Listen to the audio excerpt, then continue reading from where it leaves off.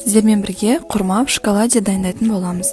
Ең әуелі құрмамызды және миндалімізді жақсылап жуып, ешқандай су қалмайтындай етіп кептіріп аламыз, және құрмамыздың ортасындағы дәнекті алып, оның орнына миндаль саламыз.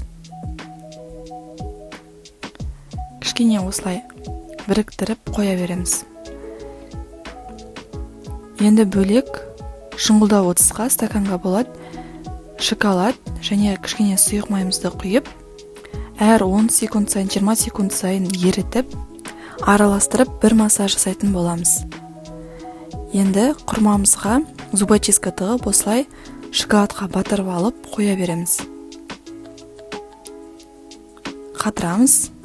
Барлығы осындай бір тегіс шоколад болу керек. Және ақ шоколад болмаса қара шоколадпен де жасасаңыздар болады. Қаласаңыздар бетіне узор жасап, әсемдеп ұсынуға да болады. Осымен дайын. Сіздермен болған Айдана.